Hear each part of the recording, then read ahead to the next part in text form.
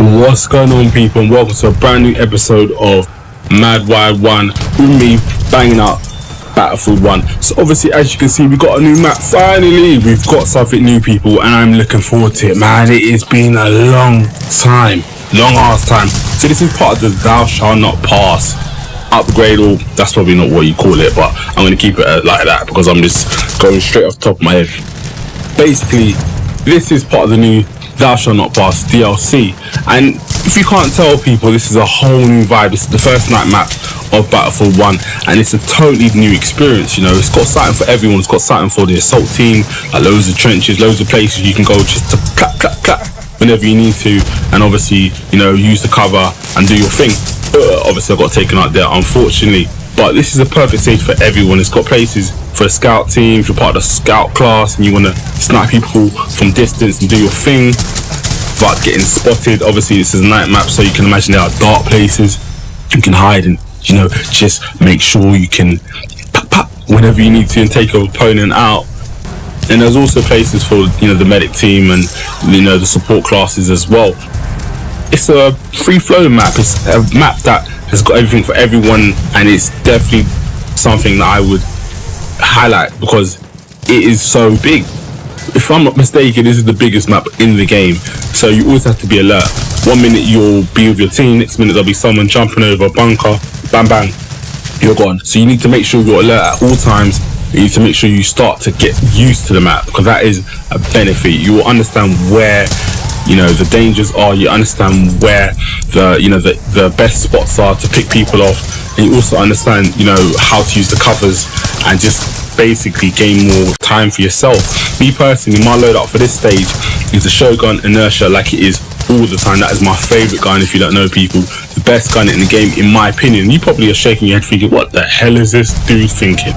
But I'll be honest with you, once you know how to use it, if you're hip checking them, and I say hip checking for a reason, because that's literally what I call it, yeah?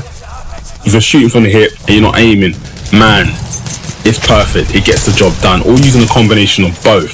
You know, I compare this shotgun personally to the model 108 Hunter, which is, you know, what most people like to use. The difference between this particular shotgun is that it moves at such a fast speed. It's the second fastest shotgun in the game if you're missing up, you know, the two classes from the other shotgun. I forgot the name for it, but there's one particular one that's faster than this, and basically it's one of the most powerful ones if you get all the pellets on target. It shoots about 13 pellets per shot, which is quite small, especially when you compare it to the model 108 Hunter, which is roughly about 24 pellets, which gives you a huge chance of killing the opponent. But this is a much faster shot, you know, so literally you can go from one opponent to the other, pop, without no problem, and just take out a team of people within a short period of time once you get used to this gun. So I would say, if anything, this is more an advanced gun. This isn't really for your intermediate players or your novices, but, you know, try it out, see what it's saying, because I love it. You know, I've tried all the shotguns out, and I will say this one stands out for me the most. And on any stage, you know, me personally, I will go out there and try and use it. And how I do that is simple, people. I get the smoke grenades out, and I just dash them about whenever I see the threat from a distance, close the space, and so far it seems to have worked. You know, play with that style, try it out, because in my opinion it really does improve you, and it allows you to, you know, improve your ability to, I don't know, dodge shots. It's a really cool experience when that happens as well. You take out your opponent. It's beautiful. I've had plenty of laughs doing that. So yeah, as you can see, we're just going to talk about this stage and what we see here. Obviously you can see the moon in the background. It's absolutely, you know, the cinematography is perfect for this level. It seems really gloomy, it seems really dark. It almost seems like a horror movie where you imagine a couple werewolves will come out from nowhere and just bite a couple people up. But unfortunately nothing like that happens. I wouldn't be surprised if there's a couple Easter eggs that come out based around that theme, but so far we haven't heard anything of that. So what you can see now is I'm in the trenches. 1 minute everything was blessed. Before you knew, there were guys just jumping over the sides, and that's how it is in this particular level. Nivelle Nights is an absolutely unpredictable stage. You know, it's huge. If you don't know, it starts off with you basically owning 2 bases, and then it goes, there's 2 more to actually get after that. So you have to race the opponent from one side of the map to the other into the middle, and it's almost like you meet like a Clash of the Titans, and obviously whoever comes out on top gets those 2 bases. It's a great little theme. Obviously this level is a different experience, so it's nice that they've used a little bit of a creative theme for the start of this level. But look at the distance, man. There's so much thought has gone into this particular map, and I'm so pleased about it.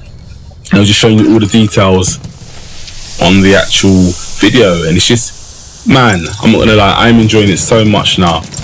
It is definitely a stage you have to get used to. You know, there's bombs going off everywhere. There's, you know, smoke, which is gonna, you know, hide the enemy. It can actually hide you as well. Plenty of times I've used the smoke and bright lights to kind of like all the flames that you see there to, you know, create a shield for myself whenever it needs to be. So what we'll do now is we'll talk about the actual episode and what you're seeing, because obviously you can see I'm using my skills to do a little bit of this, a little bit of that, and just take out my foes. Now, what I tend to do, people, what I love doing is, you know, just getting in close, getting within my range.